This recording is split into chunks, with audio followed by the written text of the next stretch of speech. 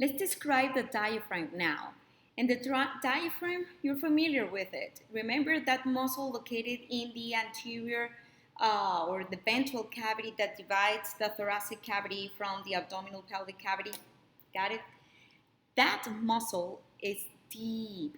Look how deep it is. I'm going to remove layers and keep removing layers and more layers of muscles.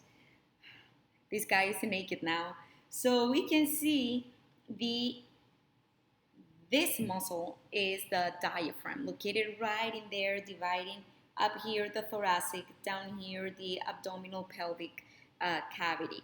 I'm gonna turn it to see, so you can see the shape of that muscle. It's like a dome, and that's the relaxed shape of the muscle, just like that.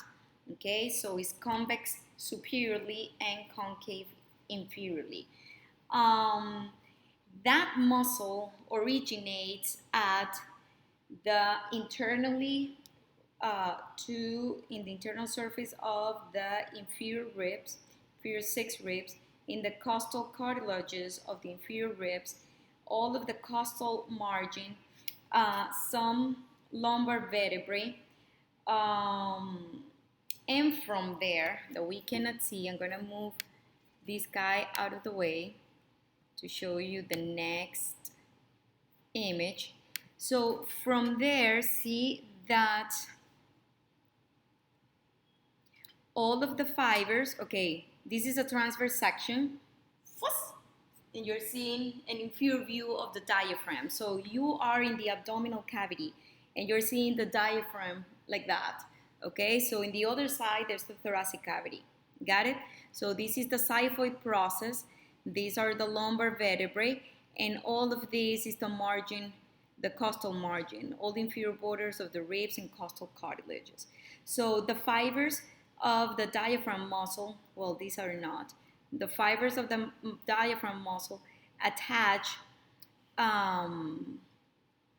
or originate on those structures, and from there they run in different directions, or they converge to insert in this tendon, the tendon that has the shape of a boomerang.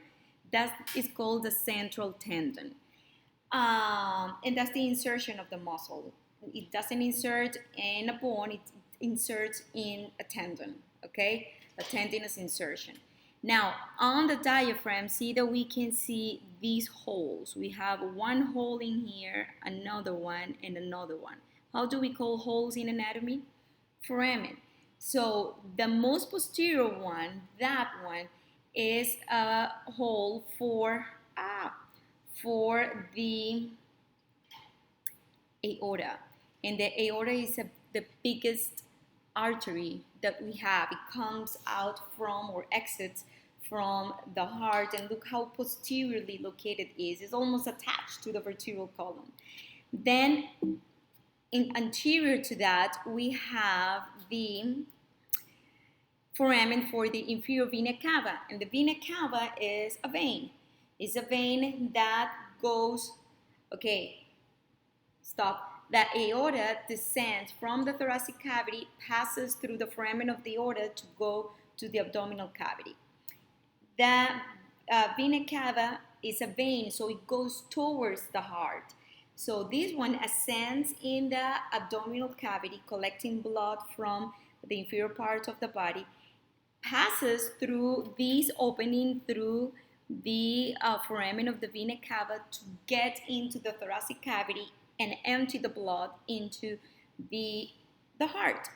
And the other opening is the foramen for the esophagus. And the esophagus is part of the digestive system. It's a tube that connects the pharynx with your stomach. Let's see it in here. Okay, in here we can see the openings. This is for the vena cava, this is for the esophagus, and this is for the aorta. Now, what happens is that sometimes the area around this opening, around the foramen for the esophagus, this is the esophagus, and see how it dilates to form the stomach, and then the duodenum, which is part of the small intestine, the first portion. So usually this is the diaphragm, normally located right where the esophagus meets the stomach, at the level of one sphincter that controls, or valve that controls, the passage of food from the esophagus to the stomach and avoids the reflux of stomach acidic content into the esophagus. Sometimes, because this area of the diaphragm is weakened or is larger than it's supposed to be, or by other factors, most of them we don't know, part of the stomach slides through it and gets, instead of being located now in the abdominal cavity, now is located into the thoracic cavity. This is what we call a hiatal hernia. Usually causes no symptoms, but sometimes causes severe reflux, gastroesophageal reflux. That is like regurgitation, barfing of the stomach into the esophagus. What else? Actions of the diaphragm. As I told you, the relaxed shape of the diaphragm is like that. It's like a dome, right? When it contracts, it gets flat like that. And it gets flat to allow the entrance of air and expand the thoracic cavity during inspiration. See, so in here we can see how the air flows in, inflate the lungs. See how the size that they were before. So inflates the lungs, and this pushes down the diaphragm. Actually, it's the other way around. The diaphragm contracts, it flattens, and that is what, it changes the pressure inside the thoracic cavity that brings air inside. And at the same time, we have the action of other muscles, intercostal muscles, scalene muscles, that elevate the ribs and make the entire thoracic cavity bigger, because now it's holding a larger amount of air. Right after the diaphragm contraction, it relaxes and it goes back to its original position, to its original dome shape position.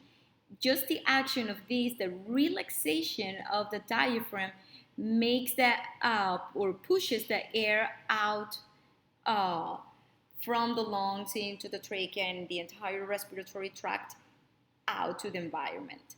So usually this is an active process, inspiration, because we're spending energy, we're contracting the muscle, but in here we're relaxing. This is a passive movement, expiration or exhalation. Inspiration, exhalation. Innervation of this important muscle is given by the phrenic nerve, okay, that we're going to study on the lecture. Is one of the branches of the cervical plexus. So can you figure what will be the consequence if we damage the phrenic nerve? Let's discuss that in the class.